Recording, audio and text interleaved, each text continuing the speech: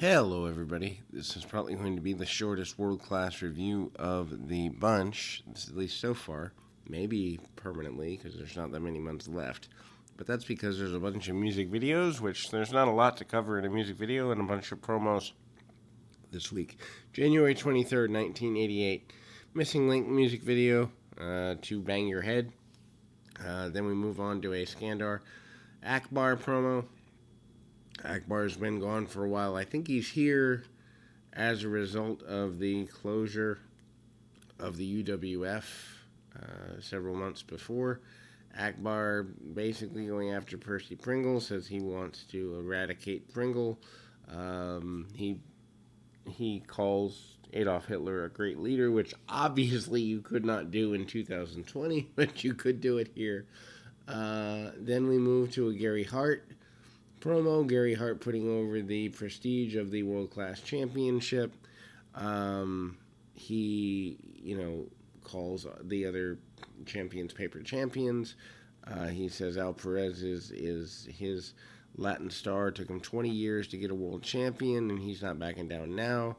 He says he's not really worried about the Von Erichs. He says he's one of the most devastating and sinister people in the area, and he can bring that out at any time. Then we see Chris Adams talking about wanting the world title back, talking about being the world champion before, talking about wanting to eradicate the world class of Gary Hart and the area in general of Al Perez. Then we get our first match of the program, and think about this: in a 42-minute program without commercials, we are literally 18 or so minutes before we even see wrestling action. So people complain about that happening today. It does happen in the territory times too. Highlights of Kevin Von Erich, Brian Adias. Adias still continuing to be in a bad space. The body scissors by Von Erich is not where he wants to be. I think there's an I quit nature, and Adias actually does say I quit in this scenario. Kevin is satisfied with that victory. Then we move to the match, or the fight does continue there. So it's not I quit. I just saw a microphone brought in, and I literally do this as stream of consciousness, as though I'm watching it for the first time, which in this case I am. If something doesn't make sense, I write it down the way it looks, not necessarily the way it turns out. But yeah, there is a microphone in there, and it did look like that Adias had quit, but this was not the case. Butterfly style submission attempt by Adias. Von Erich does get his way out. Von Erich slaps on the claw. And then there is the attack from behind, Parsons and Roberts. And then, everybody, the Freebirds and everybody jumps in. And it turns into a complete melee. This is all to hype the upcoming 10-man tag match, in the cage. That's what the idea is. Then we go to our tag team. Next thing we've got is a John Tatum and Jack Victory music video. Obviously can't really cover a music video. Not going to do play-by-play on a music video. Kind of pointless. The first of our two tag team match main events. In this case, we've got the Hood and Boy Tony and Vince Apollo in a basic 3-on-2 with the Simpson brothers. So Sean and Steve reunited here.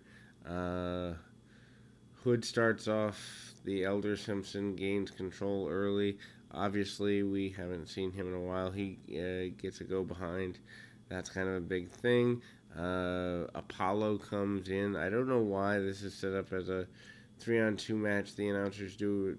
I'm not a fan of world-class announcing in general. I find that they do a really horrible job of stipulation from other syndicated shows to this one. Anyway, drop kicks under the chin by the partner of the Simpsons, and Simpson brothers are there. They didn't even mention who the third partner is in the preview of the match. Anyway, Steve Simpson gets caught in the wrong corner.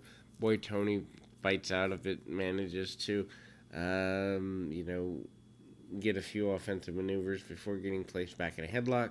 And then we see, you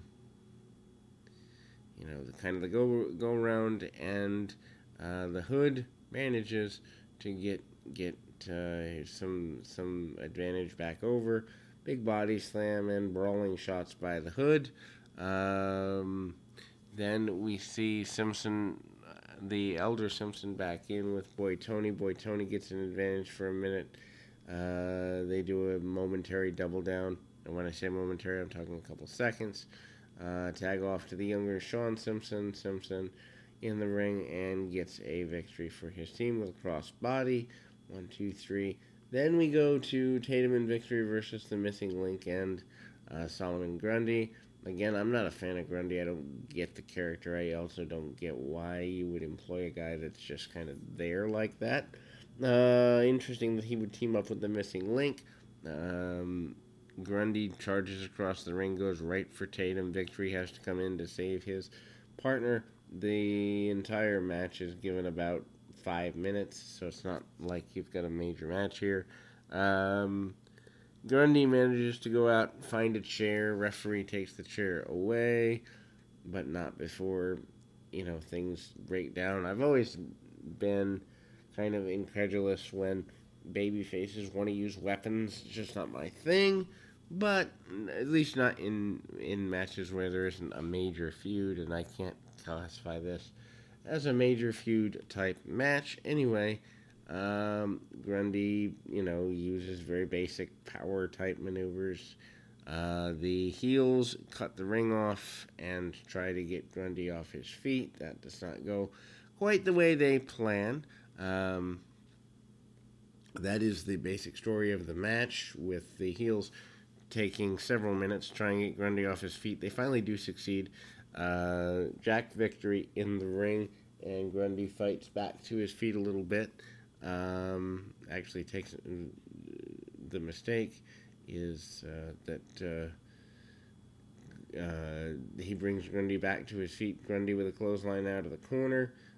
Missing Link gets the hot tag and does several spin-arounds with things. Diving headbutt off the top rope by the Link. Link goes for a headbutt into the middle of the ring, but they being Tatum and Victory, able to cut the ring off on the Link, and that is, you know, that comes back in. Tatum and friends tie the Link up a little bit, and really they go right almost to the end of the program,